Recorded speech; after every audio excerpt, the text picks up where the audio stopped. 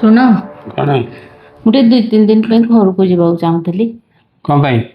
ବୋଉର ଦେହ ଭଲ ନାହିଁ ନା ସେଥିପାଇଁ। ତ ଠିକ୍ ଅଛି, କାଲି ସକାଳେ ଯିବା, ସନ୍ଧ୍ୟାରେ ପଳେଇ ଆସିବା। ଖାଲି ଯାଇକି ପଳେଇ ଆସିବି। ହଁ, ମୁଁ ଚାହୁଁଛି 2 ଦିନ ରହିକି ତାଙ୍କ ଗୋଟେ ସେବା କରିଥାନ୍ତି। ତାଙ୍କ ସେବା କରିବ, ଆଉ ଆମ କଥା କିଏ ବୁଝିବ? ମୁଁ କେମିତି ଖାଇବି? ବାପା ବୋଉ କ'ଣ ଖାଇବେ? ତାଙ୍କ କଥା କିଏ ବୁଝିବ? 2-3 ଦିନର କଥା। କିଛି ନାହିଁ, ସକାଳେ ଯାଇକି ସନ୍ଧ୍ୟାରେ ଫେରିବ ଯଦି କୁହ, ନହେଲେ ନାହିଁ, ତମେ ଯାଇପାରିବନି।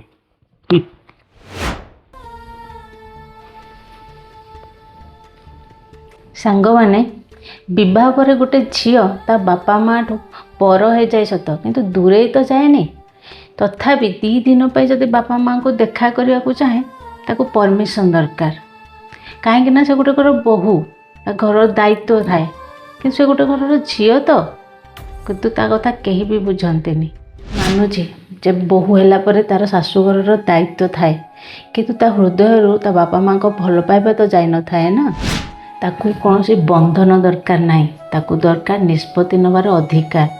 କାରଣ ବୋହୂ ହେଲା ପରେ ଝିଅର ଅଧିକାର ତ ଶେଷ ହୋଇଯାଏନି ନା। କ'ଣ ସାଙ୍ଗମାନେ, ଠିକ୍ କହିଲି ନା? ଯଦି ମୋ ଭିଡ଼ିଓଟି ଆପଣଙ୍କୁ ଭଲ ଲାଗୁଥାଏ ତେବେ ଲାଇକ୍, କମେଣ୍ଟ ଆଉ ସେୟାର ନିଶ୍ଚୟ କରିବେ। ଦାଣ୍ଡ ଦୁଆର ମତେ କଲା ପର ଟୋପାଏ